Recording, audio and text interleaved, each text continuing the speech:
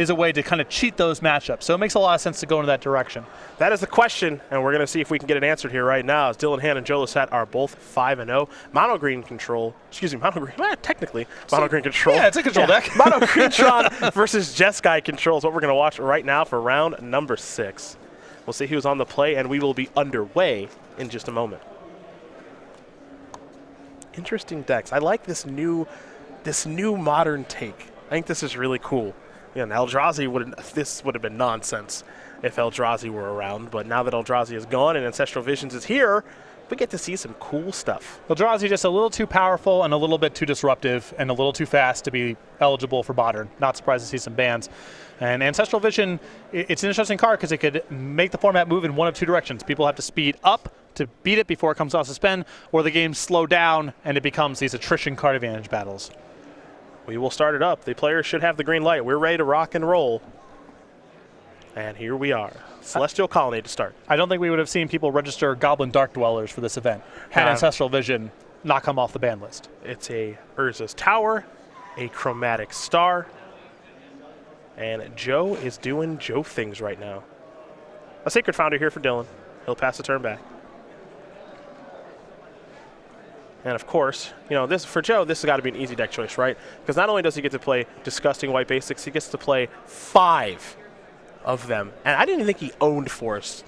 Well, now the interesting thing will be, does he have mismatched Tron pieces? Ooh.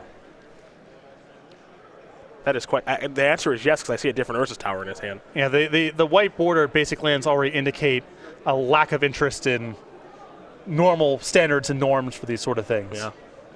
This is a Spell Snare, a card, again, that we expect to see quite an uptick on this weekend. Really important with Ancestral Vision decks to be able to defend yourself inside the first couple of turns, and Spell Snare is an excellent card at doing that, especially on the draw. Here's Wall of Omens. And now there's Ancestral Vision on suspend. Over to Joe Lossett we go. Picked up a copy of Wormcoil Engine, but he's a little ways away from casting that. There's a Forest. Expedition Map. He'll pass the turn back over to Dylan Hand. Hand will tick down that Ancestral Visions down to 3 counters. Another interesting thing going on in this matchup, one of the worst matchups for Tron in the old Modern format was Splinter Twin. You had to load up on a lot of Rending Volleys. Joe in a mono green skeleton here has no Rending Volleys, obviously, and now he's playing against the combo where you would really like to have that kind of interaction. Well, a Wall of Omens, a Sacred Foundry enters the battlefield tapped, and Hand will pass the turn back over to Lossett. Lossett will crack the Expedition Map on Dylan's end step. He'll get himself an Urza's Mine. One of the biggest costs, though, for this particular build of Jeskai is the colored mana situation. Having blue mana on the first turn of the game to suspend Ancestral and also be able to cast Kiki Jiki on time is no small ask. Well, Cascade Bluffs goes a long way towards helping this mana base. It doesn't help with the Visions problem, but it does help with Kiki Jiki, and Dylan Hand does have 2 copies of that. A Chromatic Sphere. Joe will sacrifice that, get a basic Forest. And now play an Oblivion Stone. And that card's pretty nice here. That'll allow Joe to defend himself against the combo, assuming he has the necessary mana to do as much as Vision suspends down to 2. Yeah, this is a great piece of insurance for Lossett to have him play. Very prohibitive for Hand to commit too much to the battlefield as long as Oblivion Stone stays. Another Colonnade there for Hand. He'll pass the turn back over to Lossett.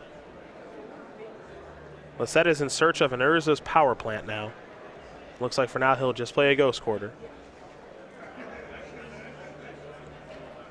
And now we head back over to Dylan Hand. Vision's down to 1. A Scalding Tarn. And a Visions that's going to come off suspend next turn. Joe will draw. Picked up another Sphere. And now there is the Sphere. That'll resolve. And now he'll crack that, presumably for a green mana. Draw a card, picked up a copy of Sylvan Scrying. So if that resolves, the Tron is complete. But will it resolve? And now Lossett's got to figure out, well, do I want to play a land here and give up Tron this turn to play around Mana Leak? With the pace of the game, I think the answer is probably yes, but if he's got some big follow-up here, he may risk it. Well, he said, I'm not going to play around Mana Leak. I want to resolve my Sylvan Scrying. It will resolve. There's his power plant. So Lossett's got all the pieces of the Tron. Keep in mind he has not played a land yet this turn. If memory serves. So he should be clear for takeoff, and he is. That means Oblivion Stone's at the ready, but I think he wants to play a bigger spell. And he'd like to go for a Worm Coil Engine. Now the interesting thing is that Joe could die right now, but it's just going to be a Path to Exile in that Worm Coil Engine. And Dylan's going to search up a Scalding Tarn. Or excuse me, search up a Steam Fence with his Scalding Tarn. Honestly, Lossett might not even know that hand has the combo. I think it's very unlikely that he does know that, because it's not something that's really something we see a lot of. And every card that hand has played so far could easily just be a part of some sort of flash Jeskai control deck. I think Restoration Angel, for example, is definitely on Lossett's radar at this point, but not necessarily Kiki Jiki. Visions will resolve. 3 cards coming, and let's take another one for the draw step. So 4 new cards here for Dylan Hand. Pretty powerful card, one could say. If you got the time. Yep. It was not banned in the first place for no reason.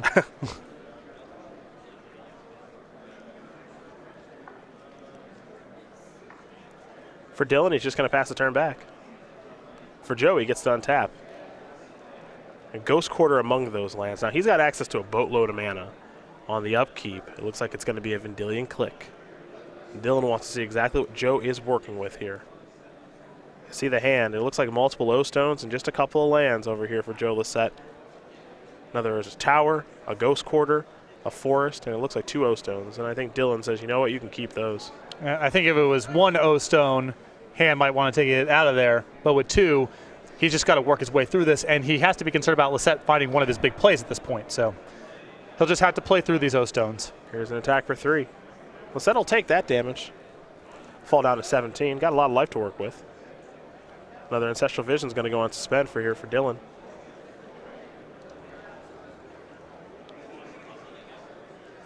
Yeah, he's thinking about playing a land. He'll play a Scalding Tarn.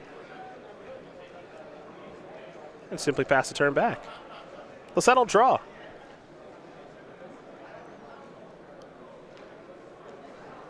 Another Ghost Quarter will enter the battlefield. Excuse me, that might not be another Ghost Quarter. That might actually be the Sanctum of Ugin, isn't it? Yes, 1 Sanctum of Ugin in the deck. Now, he does have 2 Ghost Quarters and 1 Sanctum of Ugin. The artwork on those cards is very similar, so we'll make sure what those lands are. If it's 2 Ghost Quarters or 1 Sanctum, 1 Ghost Quarter, we'll carefully ask. We've got to be careful about that. Don't want to tip off anything. I'm looking for the hologram in the bottom center. Yeah? That's the tip-off that is the Sanctum. Gotcha. But I can't say for sure. Yeah, you can't say for sure. I'm just saying, if I could, that's where I would look. Gotcha. There's an attack for 3. They are both Ghost Quarters. Okay. Oblivion Stone, gonna go kaboom. Take care of those permanents. Now Joe will draw. Picked up a copy of Ancient Stirrings, it appears. So he'll play that.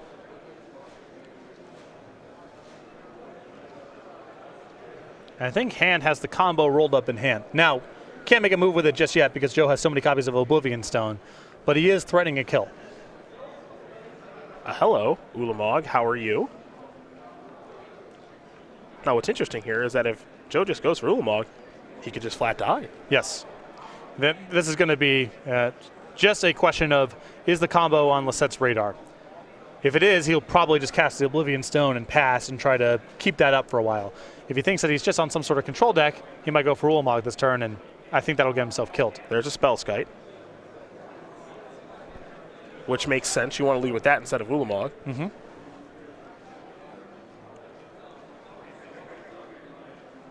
And now here is Ulamog. Now I'm curious to see if he can cut off all the red sources. But it makes sense to me that he wouldn't even want to do that. He'd want to take care of the colonnades. Now here's a Path to Exile. This will be interesting here. See how Dylan wants to respond. And we'll see again what Joe is targeting with Ulamog's Cash Trigger. There's an Electrolyze to you. Deal 2 damage, draw a card is what Dylan Hand's going to do. And now we do have confirmation that Ulamog is targeting both of the colonnades, so those get exiled. But I don't think Dylan seems to mind. If he's got the combo rolled up, this one's over, folks.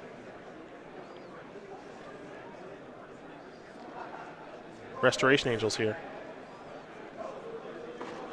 Dylan will draw. Triple red cards, Kiki Jiki. See you later, Joe Lossett. No response to that. He's going to go infinite, and Joe will concede the game. As Dylan Hand's going to win game number 1 here over Joe Lossett. Jeskai Control up a game over Mono Green Tron as that Kiki Jiki Restoration Angel, that combo kind of hidden into this deck. And pretty bad news here for Lossett because it's not like he's flush with answers for this combo in the sideboard either. And that's exactly where we're going to go. We're going to take a look at the sideboards, and we will start with Joe, who's got a Crucible of Worlds, 3 Spatial Contortion, 4 Nature's Claims, 2 Obstinate Baloth, 2 Thragtusk, 2 Relic of Progenitus, and a Pithing Needle. And you said it. Not a lot of hate here at all. Well, I wouldn't be surprised if Lossett went to the Crucible of Worlds here. I think a reasonable route for him is just try to cut hand off of red mana. It's not trivial to get to triple red with the blue and white requirements that are in Hand's deck as well. Beyond that, I think the Pithing Needle was a reasonable response to the combo here. Nothing else here seems great to me. The Spatial Contortion is reasonable, but it's not like Hand is that creature heavy, and Hand can just play a control game anyway. But I think that I like the Crucible here. I would consider bringing that in. On the other side of things here for Dylan Hand, a Supreme Verdict, a Wear Terra, Keranos, God of Storms, 2 Izzet Static Craster, 3 Stony Silence, 3 Leon Sanctity, 2 Shadow of Doubt, and 2 Crumble to Dust. Somebody came packing for Tron. I mean, Shadow of Doubt, Stony Silence, and Crumble to Dust are all on the short list of best sideboard cards you can have against Tron. I'm sure these are for different decks. Something like Valakut and Affinity, and decks that are more dedicated to searching with Shadow of Doubt. But they all have good applications here. And I think, given how good Hand's matchup is Game 1, things are only getting better post board. Yeah, this is a nightmare scenario for Joe Lossett. Typically, when I was playing Tron, I was assuming that maybe my opponents have like 1 Crumble to Dust or Sowing Salt. And, a lot of people just like to play a Miser's 1 of and whatever. Dylan's got 2. Stony Silence, awesome against you for obvious reasons. And then Shadow of Doubt, come on. Especially with Stony Silence is so good in this matchup because Lossett's best answer to the combo is sitting on Oblivion Stone. If that's no good, it's not like he has access to Running Volley or a whole load of instant speed cards in general. So if Hand has a good mixture of these cards, I think it's going to be tough on Lossett. Well, these players will shuffle up here for game number 2. Dylan Hand up a game. So Joe Lossett will be on the play for game 2 with his Mono Green Tron deck. You see, Dylan was playing with those Magus of the Moo sleeves, and what we do with some of our game night favorites is we put them on sleeves. So for the old Slobber Mile Driver, well, you can get those 2 in playmat sleeves and player bundles. You love them. It was so smooth. You love them. The Slobber and Mile Driver playmat, I can't get it the first time. It was like Penguillian Click. It took me a couple reps to be able to get it down, Slobber and Mile Driver. He's driving miles with a slobbering dog in the car. Playmat sleeves, player bundles, go.starcgames.com/creature collection, or head over to our dealer booth at our invitationals, opens, classics, and so forth. Not only do we have that, but we've also got my good friend Los Tigre. Okay. Adorable. That is adorable. Yeah, now Craig calls him Stripes. Okay. And he had a name for that one, but I forgot it. He kind of looks like Levi, my cat. Oh, this again. And my girlfriend has completely enabled our cat to the point where he will only drink out of the sink. So we don't have our bathroom sink anymore. And the tiger is obnoxiously playing in a lake that maybe other people would like to use. So all sorts of parallels here.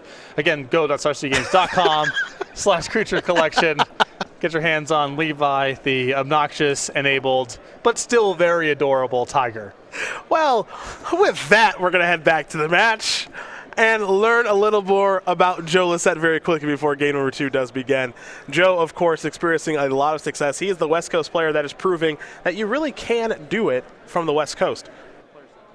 He is the captain of Team Nerd Rage Gaming, 36 years old, is the Redlands, California native with 19 open top 8s, 2 invitational top 8s, and he's looking for his 3rd one here this weekend to solidify his spot to the Players' Championship. Quite the accomplishment for him to be able to get back to the Players' Championship year after year, given the proximity of events. Lossett has worked hard to get to this point and is very close to locking up a slot here in Season 1. Joe's one of my favorites because, first of all, he's just a really good Magic player, a really good guy, but, I'll talk to Joe at every tournament, and I'll say, hey, man, you come to the next event? And he's like, I don't know.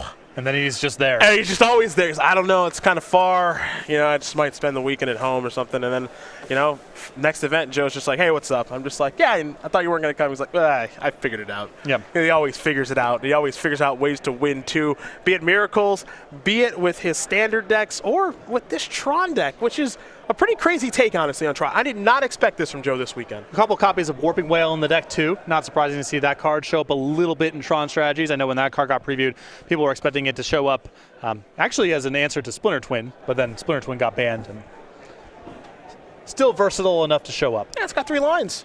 All 3 lines are pretty relevant. As Dylan did take a mulligan, so he'll take a look at his 6 cards here, see if he finds something that he likes. He'll scry, so it looks as though it's good enough. For Joe, he'll start things off on the expedition map. We'll see if he can have Tron on turn number 3. His hand is going to play a Steam Fence and there's the battlefield tapped. Now, one of the things I always did when I play Tron is I always sack right away. My thought is always, he could have Shadow of Doubt, even though it's like rarely played. Now, Dylan played a Mountain as a second land, but when you get got, you only get got once, and it never happens again. Yep. So if Joe had gotten got there, it could have been a complete disaster. I mean, I play Burn and Zoo, and I'm still nervous about randomly getting hit with Shadow of Doubt. If I was playing Tron, that would be near the top of my list of things to be playing around. It's the one time. Remember at Grand Prix Charlotte last year, Chapin getting Shadow of Doubted? No, he did the Shadow of Doubting. Alexander Hayne. Yeah, to Alexander Hayne. Never again. This can never happen again. Here's a Chromatic Star. Joe's going to sacrifice that, draw a card. Here's a Sylvan Scrying. Now, back in the old days, and by old days I mean 2 weeks ago, you would search up an Eye of Ugin here. Well, I think Lossett has Ulamog in hand. Wow. So he's got a turn 4 double Stone Rain. Speaking my language. Yeah, this is right up your alley. He will get another copy of Urza's Tower, and if he does have Ulamog next turn, and it looks like he does, this is going to outpace all of Dylan's hate, really. It's going to outpace Stony Silence. It's going to outpace Crumble to Dust. And you don't want to remand Ulamog. No. Just going to put that out there. What's the parallel there? Is it Petrodon? Is that the old one? Yeah. Petrodon is the real expensive. It was I believe. I want to make sure I'm correct about this, and we can bring it up. I believe creature type is Nightmare Beast. Yep. If memory serves. This is a better Petrodon. A little better, not much. A little more expensive than the Petrodon. But it is a Nightmare Beast, and it has fire breathing, even though that doesn't look like it breathes fire, really. No, it doesn't. Maybe a little bit of flavor miss there. Oh, mana leak on Ulamog. All right, well, you know what? It's gone. So are most of Dylan's lands, but Ulamog is taken care of. Here comes Joe, or excuse me, here comes Dylan with the Snapcaster Small Mage. miracles. Still not a great spot. Hey, stranger things have made me do a cartwheel, so, That is true. Dylan could win this game, though I like Joe's spot right now. I hope he's got the Crucible. The Sanctum. Okay. I was hoping for a Ghost Quarter Crucible action here. So look, this isn't quite Eye of Ugin. No. Is Sanctum of Ugin, but it's something. It is certainly something. Taps for mana on its own, at least, but not Eye of Ugin in this deck. Yep. This is the difference. This is the question right now is how playable is Tron without Eye of Ugin? You saw Joe down a game, and in a spot like this, he would have definitely searched up Eye of Ugin and went nuts. Easy mode. Yep. If he can get Eye of Ugin, this game, it's a trivial win. He's still got to answer some things now without access to the free win. Now, I think he may have found another copy of Ulamog. Want to wait until Dylan gets a second land. Ah, nice. that's just a really good play by Joe. Dylan will draw. Snapcaster Mage coming in for 2. For how much longer is the question. Dylan doesn't have a second land, so you want to hold out here, don't you? I can go for Ulamog here, I guess. It's not a bad spot against an opponent with 2 permanents. Yeah. But, maybe a flawless kind of want to victory. get the more lands. No, I understand it. You have a real penchant for wanting to destroy lands. So here's a Chromatic Sphere. Ulamog number 2, going to take care of both the permanents, sacrifice the Sanctum Move, going to go to Worldbreaker, and Dylan says, no more, that's good enough for me. We're good. As Joe Lossett will tie things up against Dylan Hand. Mono Green Tron, Jeskai Control, getting ready here for game number 3 now. All kidding aside, that does display the power of Tron in a general sense. And this is a problem now with this version of Splinter Twin is it takes a lot longer to get to bear. Lossett being able to race to a turn 4 Ulamog there's no way Hand can combo out in front of that. So he's kind of at the mercy of Lossett's best draws, and Lossett had a very good one that game, and Hand had no chance. That's Tron at its finest. But, again, you see the real difference there without being the search for Eye of Ugin. You actually have to find it, whatever it is, and it has to line up correctly where you could search for the right threat. Now you actually have to draw Ancient Stirrings into it, and Joe was able to do that, so that's why he's able to tie things up. It's an interesting build. To me, this is a real gamble of a deck this weekend. It's a toned-down deck, definitely in power level. Eye of Ugin is a big card to lose. But at the same time, if you expect Ancestral Vision and Thopter Sword to usher in a wave of slower value blue decks, powered down version of Tron still could be reasonably good in that kind of metagame. Yeah, it could be perfectly fine, and it looks okay right now. And we'll see if Dylan can put together that combo of Kiki Jiki and Restoration Angel to kill Joe quickly, or draw any of those sideboard cards, because he's got some really nice ones. Yes, he does. Well, while these players shuffle up here for game number 3, it looks like Joe's going to go back to the drawing board real quick. Dylan is good to go. We're going to, of course, show you what these players are playing for here this week, and it is that prize slide. And give you an idea what first place is at an invitational. It's $10,000, 50 SCG points, an invite to one of our next invitationals. Our next one will be in New Jersey. Just for you. Just for you. You know, still haven't had that Cleveland invitational yet. Powers it be at Star City. Just still kind of waiting for that. We're in Ohio right now. That's not the point. How close are we to Cleveland right now? Like an hour away or something? 2.5 hours, but again, that's not the point. Okay. Columbus is nice. Cleveland is better. And, of course, always coming to New Jersey. But, again, first place, $10,000, 50 SCG points, an invite to one of our next invitationals, and an invite to the next Pro Tour, which will be Pro Tour Eldritch Moon, and a qualification to SCG Players Championship in Roanoke at the end of the year. And your likeness on a card, presumably a clue token. Nice for these tournaments to get more and more lucrative. Oh, yeah. Great to see the prize pool expanding here. Now, interestingly enough, those SCG points you see on the side there, and there's so many to give out, they're actually working to Lossett's detriment in this tournament because this is the way that he can get caught, the way that Andrew Tendron can get caught. Hypothetically, the way that even Jeff Hoagland can get caught is someone, especially coming in that second place finish there, 40 points, a lot of people jump into the top 3. Well, these players are watching over their shoulder.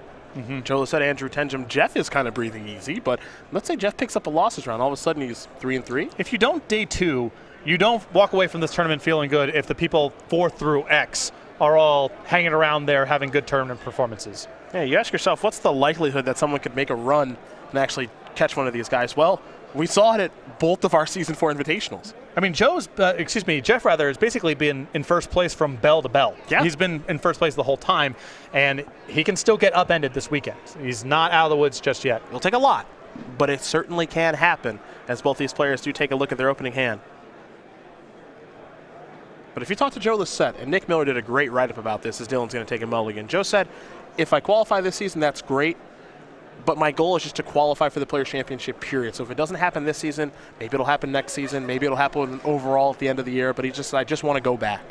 So I think that mentality is smart. Now, obviously, you want to get out of the way as soon as you can. But Joe's confident enough in his skills, and he's qualified for the Players' Championship the past 2 years. And I think it's reasonable to have that level of confidence. Nothing's ever a lock, and especially in Magic. The game's got a lot of variance to it. And all the players that we've had in the Players' Championship have had spells of having bad tournament performances. So it's not like anything's a lock. But Lossett's been one of the most consistent performers on the tour now for several years. And in spite of the challenges geographically of making enough events to qualify, he's been able to do it. So I do expect him to get back, if not this weekend, then sometime later this year. Well. Let's see if Dylan can find a 6-card hand that he likes. He's going to keep an Scry. Top card going to stay on top very quickly, and we're underway here in game number 3 as there is a Scalding Tarn. For Joe, and there's his Power Plant, a Chromatic Sphere, and he'll pass the turn back over to Dylan Hand. Hand will sacrifice both of these lands, and I've seen Stony Silence, you think? I've seen some Jeskai players in my day. They don't mess around on turn 2. Look, it's either that or Wall of Omens. One of these cards is way better than the other. I'm guessing Wall of Omens no longer in the deck. I have a feeling you're correct. There are some higher impact cards. It's a little bit of an Emrakul Annihilator cushion, but probably not a card you want in the deck. There is Stony Silence. Now, this is a real problem for the Tron deck, depending on how their draw lines up. Now, if Joe's got Natural Tron, not the end of the world, but Chromatic Sphere currently, a mulligan. Now, there's Nurse's Mine. Also stops Oblivion Stone, which is Lossett's most reliable way to interact with the combo, plus just hands board in general. Yeah. So it's a problematic card. The Visions are on suspend now, and Dylan can only pass the turn back over to Lossett. Does he have the Tower of Power? That's the question. It is not. It's just another Power Plant. Hand full of cheap artifacts right now. Surprise, surprise. He does have Ugin, so if he spikes Natural Tron and that resolves, he's in the driver's seat. Yep. There's no stone. Pass the turn back. Dead for now as Visions will tick down to 3. Handle draw. Wear Tear the draw. Interesting. All right, he's going to take down Oblivion Stone. Maybe a little hasty? I can appreciate if you're going to cast it anyway, you don't want to get in a position where Lossett randomly unlocks, gets the Stony Silence off the table and unlocks. I think that if he was going to run that sort of play, I would have been more inclined just to get the cantrip off the table because he's so far away from Oblivion Stone being a factor. I'm not opposed to main phasing a Wear Tear there. There's another sphere. Lossett will pass the turn back over to hand as Visions ticks down to 2.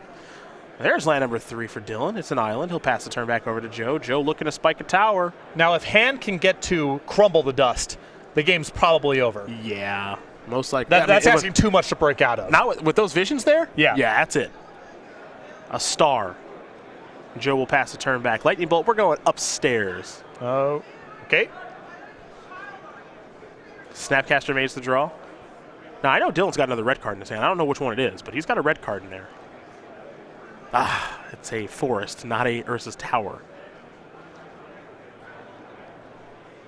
Lossett will cast Ancient Stirrings. Maybe this will find him the tower, assuming it resolves, which it will. But with Crumble the Dust in hand sideboard, it might be too little too late, even if he finds a Tron piece here. He's already played a land this turn. Hand's going to untap and draw 7 cards. That's a lot of cards. And I think it might be asking too much here if he loses access to Tron for the rest of the game. I have a feeling you may be right, my friend, as Joe will take a look at those top 5 cards. He gets to take a land or colorless card with him from the Stirrings. Oh, what will it be? A basic forest is the selection.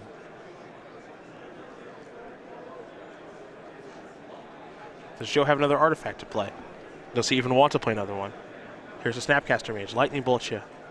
Bring you down to 14. It's a tie game. Just got to get a little pressure. I mean, the bolt last turn was not great, but followed up with Snapcaster, another bolt. Now he's got a real clock here. And 6 additional cards. Let's make it 7 with the draw step. Is there a Crumble the Dust in Joe Lossett's future? That's the question. Snapcaster Mage is going to come across for 2. Colonnade is the land, so it's not here just yet. I believe Dylan will have to discard 1 card. The red card in hand right now is a Lightning Bolt. No Crumble to Dust, no Kiki Jiki. The discard is a Path to Exile. And a Vendilion Click off the top of the deck, but the draw wasn't Urza's Tower. All right, things might get a little interesting now. So Joe's going to have to show the grip. One of them's an Ugin. Karn, some other artifacts. All right, with the tower in hand and Vendilion Click's inability to select that, we might have a game on our hands now. I think Ugin's got to go out of this. Well, Ugin definitely has to go, but the Karn solves the Stone Silence problem. Yep. Yeah. Ugin makes this easy mode. Karn's still a very potent play. Yeah.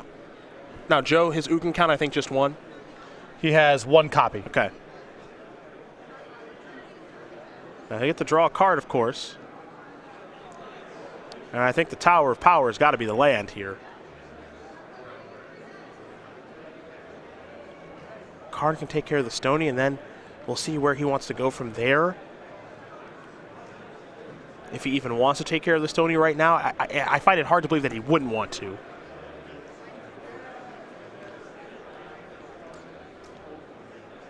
Seven mana. Some carnage shall ensue.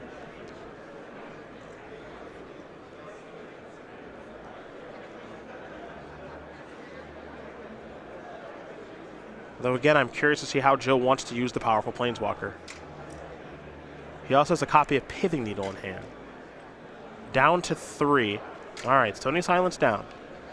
I thought possibly there's an argument there for getting Vendilion Click off the battlefield. Same. Because then Snapcaster Mage can't kill your Karn next turn. Maybe you can reload, but I think Lossett's hand is so predicated on artifacts being able to function that he can't really risk it. And a Lightning Bolt can just finish off the Karn next turn, so I thought it was at least worth considering going after Vendilion Click, but I think you have to get Stony Silence off the table in this spot. All right, he's going to break a sphere. Likely for a green mana, so colorless and a green mana floating as he used a Tron piece. See what's next. Break that sphere. Didn't get a great look at the draw there. But he does have a copy of Sylvan Scrying in hand. Unless there's a particular thing that Lossett is looking for, I was not that thrilled with the way that he sequenced this turn. I would have preferred Sylvan Scrying as the first cast because I want to shuffle the Ugin back in somewhere random in the deck and then start breaking my cantrips. Because Ugin's probably the best thing that Lossett is still playing towards here, and I just want to give myself maximum number of shots. He knows right now that Ugin's on the bottom of his library because it got set there by Vendilion Click. So unless there was some very specific card he could draw to that would influence the sequencing, I would have preferred to shuffle first before cantripping. And now he's going to Nature's Claim his Chromatic Star because he wants a little bit more life. So he's going to go up to 16 and get to draw a card. All right, Urza's Power Plant to draw. Now keep in mind, with Chromatic Star, when it dies, you draw a card. Yeah, Sphere is a sacrifice trigger, but Star is just when it goes to the graveyard from the battlefield, so you can blow it up and gain 5 life and still cantrip. Yeah, done that quite a bit with the old Nature's Claim. All right, here come the beatdowns. 5 damage. Karn down. And now we're untapping. Now this is very strange because Dylan, as he's going to play Restoration Angel, he has not found really any of his Haymaker sideboard cards. I guess he did find Stony Silence, so here's Warping Whale. Hello. Goodbye, Vendilion Click. I think Hand there went for Restoration on Vendilion Click to get another Vendilion Click, but Lossett able to exile it with this rather awkward card. And Joe has, I think Joe has an awesome follow-up too in Karn. And keep in mind right now, Hand only at single red mana. He's very far away from threatening the combo. Here's a Needle. Let's see what Joe wants to name with this.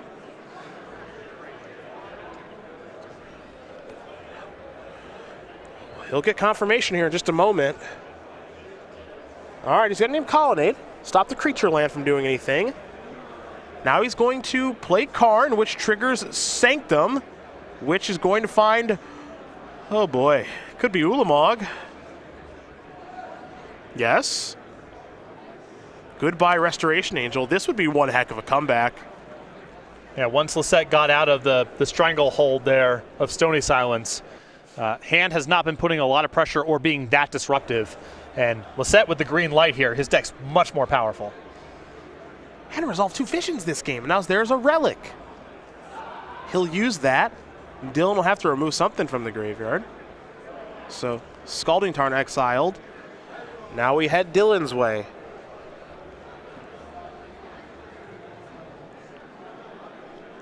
Lightning Bolt will take care of Karn. Snapcaster Mage will come across for 2. Lossett down to 12. But now we get to head back Joe's way, and that means we might have an Ulamog be cast here in just a moment. Lossett has just found another copy of Warping Whale, which is not bad here. Even if something goes wrong with the Ulamog play, worst case scenario, he can kill the Snapcaster Mage, then the boards are clear, with Lossett drawing 2 much more powerful cards on average than Hand is.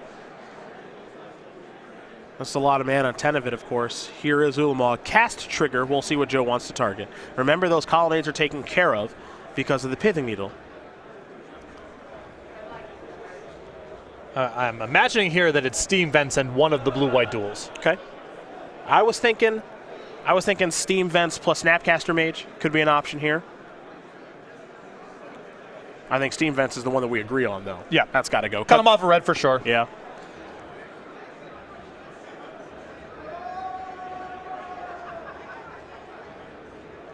See what else Joe wants to target. You see he's a little unsure of what he wants to do. Probably an unfamiliar situation working himself out of this corner. There's Mana Leak. Lossett does not have the necessary mana to pay for it, so Mana Leak is going to resolve. This is a path to exile on the Snapcaster Mage. Might as well go get a land on your way out if you're not going to be pathing anything else. It's interesting, though, right? Because does Joe want to fight back with Warping Whale here? Well, this is kind of a weird spot, you know. If your opponent is saying, I'm desperate enough for a land that I'm willing to use Path to Exile, part of you says, well, I should probably just fight back if they're willing to use it this way. Mm-hmm. But the Warping Whale gives Lossett protection against all sorts of different things. Yeah. So even though usually you're just supposed to play along, if your opponent wants to path, you might as well fight over it. I think Lossett's saying it just doesn't matter all that much. Yeah, it's a strange little game that these two players are playing right now. All right, back to Dylan Hand. He'll pass the turn back to Joe Lossett.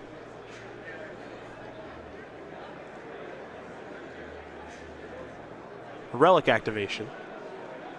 And Dylan will have to exile a card. I think a Mana Leak bites the dust. Mana Leak pretty poor right now. Here's Restoration Angel. Looks like that's in there. All right. Back to Dylan. An attack for 3. Lossett's going to fall down to 9. Suspend Ancestral Vision. 4 counters. Kick it back to Joe.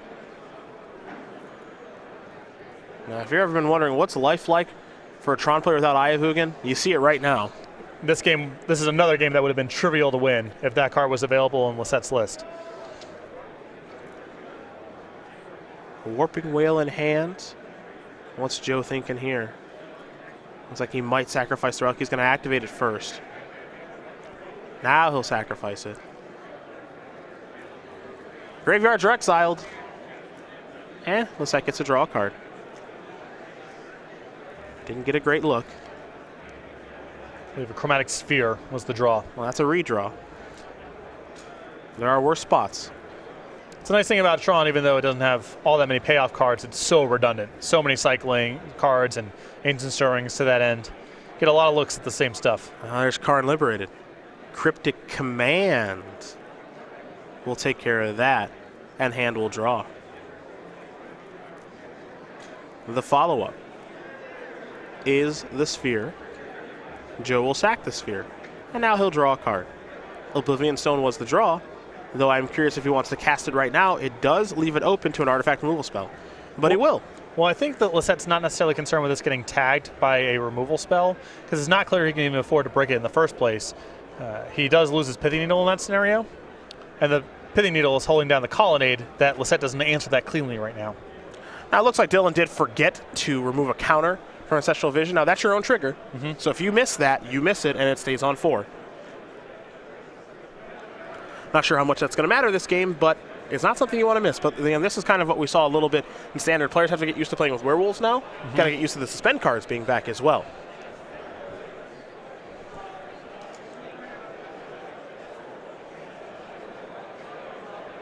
For Dylan, he'll attack for 3. Restoration Angel will knock Lossett down to 6. Now here's Stony Silence again, timely.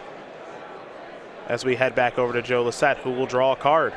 And Hand there had an opportunity to crumble to dust, but I think at this point he's thinking Stony Silence cuts off a lot more threatening action, and Lossett has enough mana to work with at this point that he might not even need Tron to cast whatever his payoff cards are. Lossett will just pass the turn back. Hand will remember the suspend counter this time. He'll draw a Sacred Foundry. Restoration Angel in for 3 more. Lossett is down to 3. If Dylan has a crumble, we'll see if he wants to cast it now. He'll play a Sacred Foundry untapped.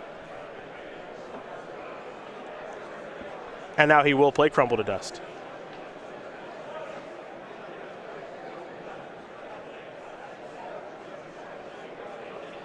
Joe wants to read that. Now, I think he targeted Urza's Power Plant, which is a weird target because it's not going to kill all 3. It only kills 1.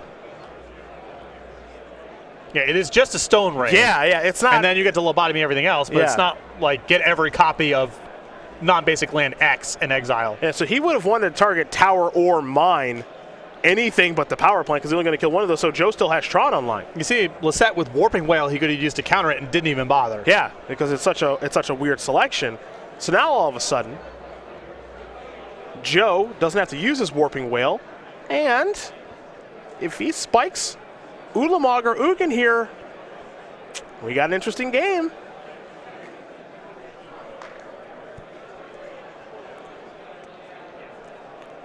But it has to be right now. He's dead on the table next turn, so. 1 draw step. Let's see how he does. It's a basic forest. And you saw with that hand motion a little bit of disappointment. It was not one of those big payoff cards, and all Lossett can do is pass the turn back now. Dylan will draw a card. Dylan's got to be better about remembering those Ancestral Vision triggers, I'll tell you that much. He's 5-0, moving on to 6-0 here as Joe Lossett a little bit of frustration. Dylan Hanna win this match 2-1. Jeskai Control will take down Mono Green Tron. If he wants to keep on this pace, I think his deck selection is good. He's got to clean up the play a little bit, though. Yep, Lossett there playing through one more turn just to see if Dylan would forget the Ancestral Vision trigger, thus adding to his frustration. Dylan obliged, still remember to attack for lethal, 6-0.